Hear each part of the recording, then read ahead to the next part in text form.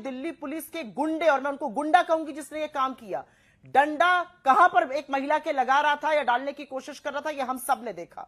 आज प्रधानमंत्री जी ने एक वक्तव्य दिया जिसकी शुरुआत में उन्होंने कहा कि देश के युवाओं का हित और उनका भविष्य हमारी सर्वोच्च प्राथमिकता है। ओहो। मैं बताती हूं क्या प्राथमिकता है नरेंद्र मोदी सरकार की। उनकी प्राथमिकता है 16-16, 17-17 साल के बच्चों को दौड़ा दौड़ा के पिटवाना। उनकी प्राथमिकता है कि जो बच्चियां वहां पर आई उनसे ये कहना यहां से चली जाओ नहीं तो तुम्हारे कपड़े फाड़ दिए जाएंगे। बेशर्मो, शर्म करो शर्म। उनकी प्राथमिकता है हर कीमत पर धर्मेंद्र प्रधान को बचाना। उनकी प्राथमिकता है 90,000 स्कूल बंद हो गए।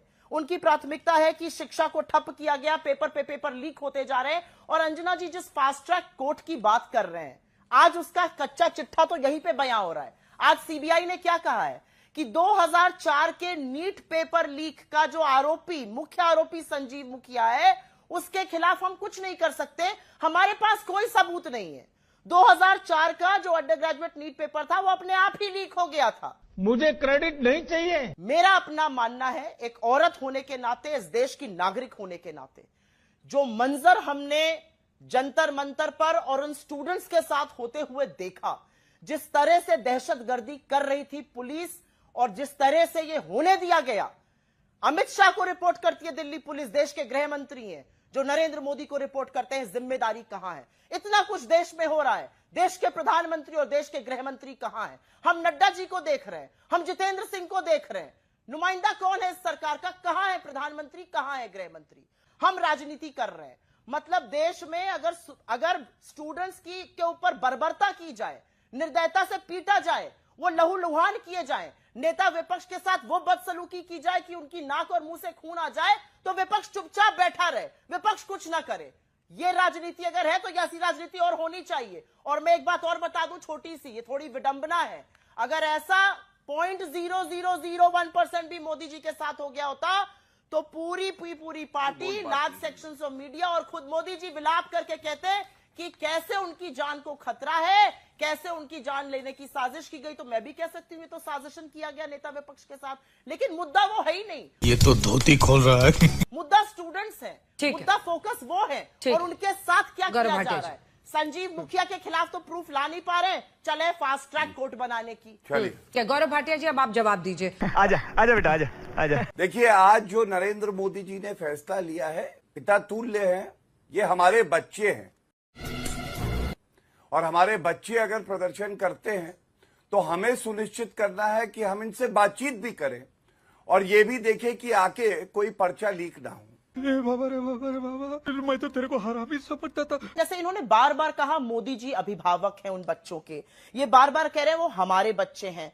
आप डिसाइड कर लीजिए कि वो हमारे बच्चे हैं क्योंकि धर्मेंद्र प्रधान ने उनको दहशतगर्द बुलाया, आपके एमपी चंदौलिया साहब ने उनको भेड़िया बुलाया, आपके दूसरे एमपी मदन राठौड़ ने उनको भाड़े के टट्टू कहा। और ये वीडियो मैं चलाए दे रही हूं जिससे संदेह ना रहे। जुम करो। उसमें एक भी विद्यार्थी नहीं था कोई भाड़े का टट्टू।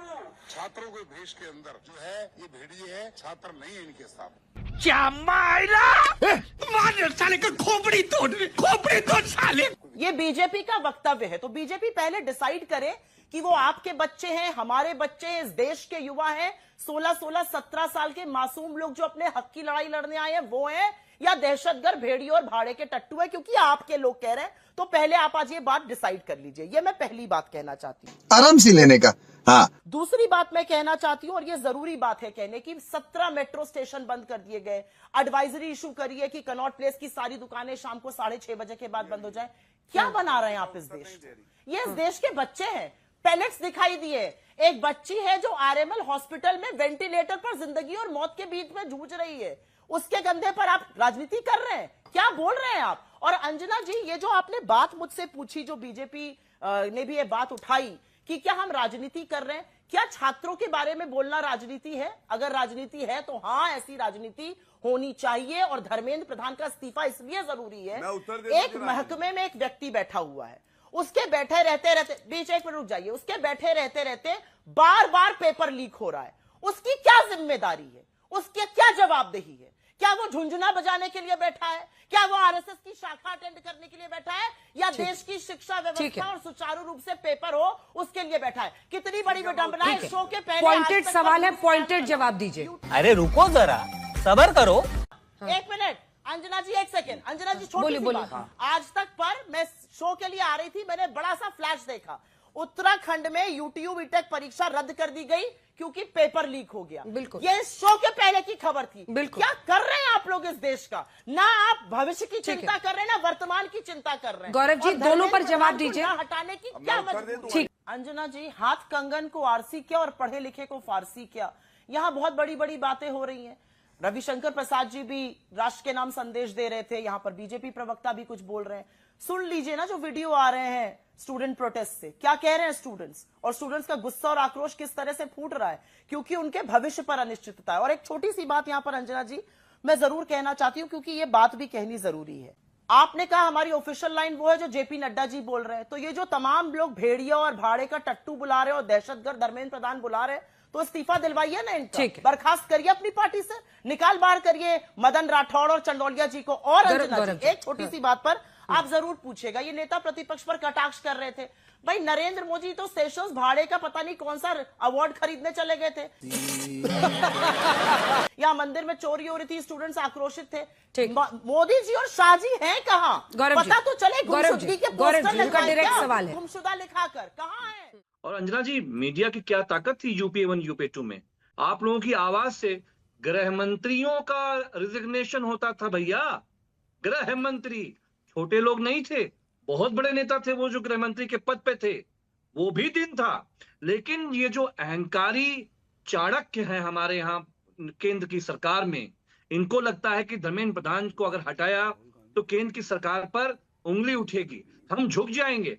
हमने समाजवादी पार्टी के सामने झुकने को नहीं कहा है।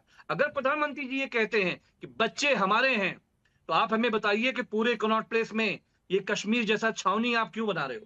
आप क्रोनोलॉजी समझ लीजिए। ये सीआरपीएफ का जो पूरा बंगाल से फोर्स लाके आप पूरे कनॉट प्लेस को घेर क्यों रहे हो? हजारों बसें कहां से आ रही हैं? आज रात में अगर वो बच्चे हमारे हैं, उन बच्चों छात्रों के साथ क्या होने वाला है? आज हमारे गौरव भाटिया ये कह के जाएं कि हमारे बच्चों के साथ आज पूरी रात में कोई घटना नहीं होगी।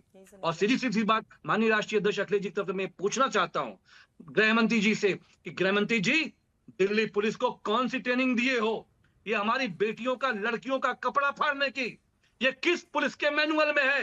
तुम्हें शर्म है? कुछ शर्म आया है? ये जो माँ बाप हमारे हैं, बच्चे पढ़ाते हैं, मेहनत करते हैं, मजदूरी करते हैं, कोचिंग के लिए कर्जा लेते हैं रिश्तेदारों से, और पर्चा लीक होता है। तो मुझे पता है एक ही व्यक्ति इस देश को बचा सके। अब पूरे देश में सिर्फ एक व्यक्ति ऐसे हैं जो हमारे देश को बचा सके, मोदी जी। कैसा बचा सकते हैं? कृपया करके अपने पद से इस्तीफा दे दें तो हमारा देश बच जाएगा, मोदी जी। मजा आया।